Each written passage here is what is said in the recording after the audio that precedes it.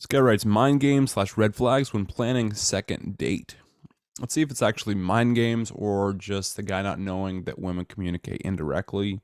Sometimes it's like when guys don't understand that, sometimes they interpret that kind of communication as, or her testing him as toxic or some kind of mind game. It's just how women communicate.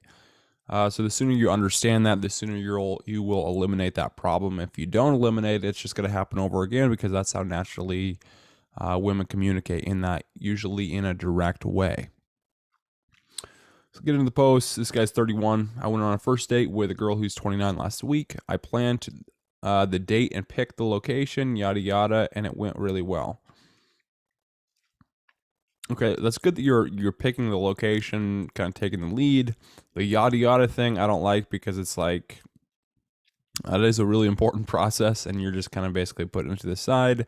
People that use yada yada just kind of almost seem like it doesn't really matter. That's kind of the vibe they're giving off. We continue texting and decide to meet up again for a second date the next week. I asked her what night works. She says she has tentative plans on Thursday night for a workout class, but it still may work. She can cancel, so we go with that. That's awesome. I mean, you're actually taking the lead very well. It's like you are the one planning, you are the one initiating. You're asking her, hey, what days are you free? That assumes that she wants to see you. It's just a matter of scheduling. So yeah, good job on this. And then also it shows that she has a high level of interest, because it's like she says she might even skip her plans to be with you. Fast forward to yesterday, I playfully text her, so what are we doing on Thursday? Okay, there's your mistake number one. She doesn't want you to basically say, hey, what are you doing? Be uncertain about what you're doing. She wants you to have a plan, already have everything set up, and then she just wants to join you on that plan. And when you're making her into the decision maker, that's not going to be a plus. And she responds with a long response about how since I asked her on a date, it's my job to plan the date, etc., etc. Yeah, I mean, you're rarely going to find women that like to do the planning, like to basically do that kind of thing. It does happen for sure. There's tons of exceptions. But just in like a masculinity and femininity standpoint, it's like usually the guy is the one who takes the lead. Right now, you're almost asking her to take the lead and set the plans. I quickly respond how I was just playful, / I'm happy to plan the date, / just wanted to see if she had any ideas, since the last date was your typical dinner and drinks. So it's almost like you're a little bit uncertain right now. When you're acting in that uncertainty, that's going to drop her attraction. When you act uncertain, she becomes uncertain about you. She continues to go on about effort and how it's the person who asks the person out's job to come up with idea. And that's a sign of putting in effort. So you're interpreting, excuse me, you're interpreting her not wanting to take the lead, be the leader in this relationship, make the decisions, as, what do you call it? Mind games / red flag with planning second date. That's just not it at all. It's like you just have to understand that oftentimes women like guys who make decisions and plan things, and they can just show up and then have a good time. And that's why it's important for you to do that if you're a listener and plan on having some future dates. Then it's just like, know that it's important for you to have a plan that she can join you on. He says, I agree, effort is one thing, but my text was 100% playful, and honestly, you're getting a little bit insecure about your decision and about your texting, and it's not about,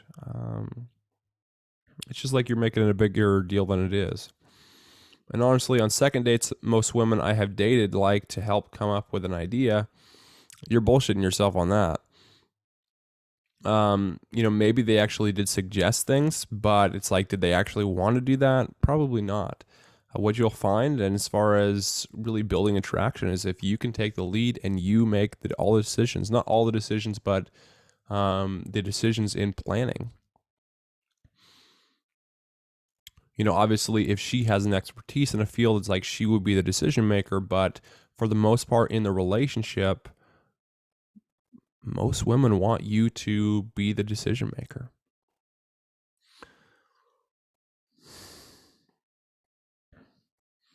And he's also comparing it to other dates, and now he's using that comparison to say, oh, there's something wrong with this woman because it's like she's not basically a man and how she acts indecisive. And, I ended up making a reservation shortly thereafter for drinks and sent her the details, and she doesn't respond for 6 hours. Yeah, because he probably blew up on her and just kind of made it not seem like it'd be a fun experience anymore. And then comes back later in the evening with, hey, I can't get out of my other plans, and also I wouldn't since you weren't willing to put forward the effort to make solid plans.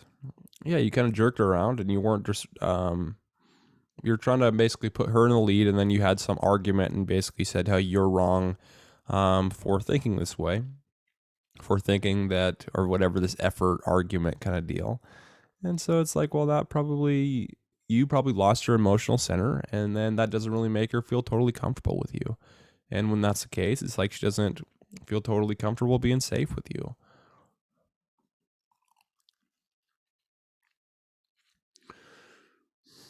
I was shocked. It would be one thing if it really was that she couldn't get out of it, but since she added the caveat, it just really felt like she was playing games. No, she just wasn't interested, dude. It's like, well, you're shocked, but it's like really just comes from you not understanding how attraction works. I told her I don't really have time for these games.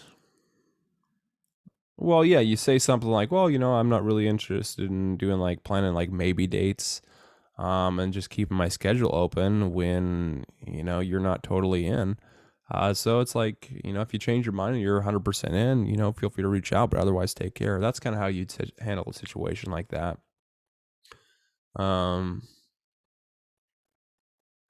Instead of, I don't have time for these games, basically further saying that you're upset and losing your emotional center. And she started going off on how I wasn't putting in any effort and she doesn't have time for that, etc., etc.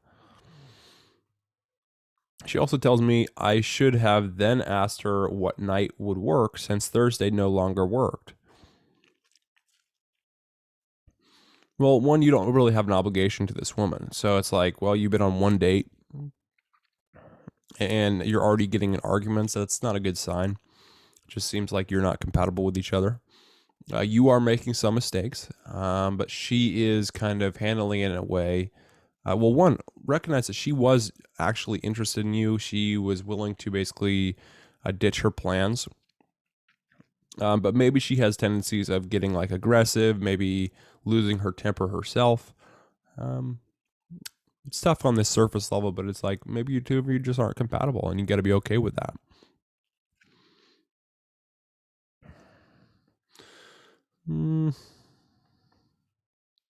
Now in my mind, I'm thinking this seems like a game. If you want to still go out another night, wouldn't you respond, hey, Thursday won't work, but how about Friday? You're still putting the lead in her hands kind of thing. And you're not really taking responsibility for yourself. Continuing to put the one something, some kind of ONUS on me to plan / come up with alternative date times seems like a game to me. That you got to get out of that pattern. So don't think that by her wanting to you make the plans as a game, it's like you'll just find that the most common thing that will build attraction. If you basically try to put everything on her, then it's just going to be a turnoff for her. I ended up keeping it civil and okay, sure. So his perception of himself is kind of like, oh, look at, like, I'm kind of the one that takes the high road. But it's like, in the reality, he just doesn't understand attraction, so he's really failing at relationships. And telling her, I don't think this will work out, and she responds with one last snippy text about how I was gaslighting her and that she wouldn't be going out with me anymore. might be good riddance, Even though you did make mistakes and you're not taking any responsibility, it's like, well, her kind of reactions to this are a little bit to the extreme. So I don't know if you said something that really, really pissed her off in those texts, or she's just trying to do this to control you. But it's like if you're already getting arguments this early, just take that as a sign that the two of you probably aren't compatible and you just move on and find somebody else. And you're okay with that.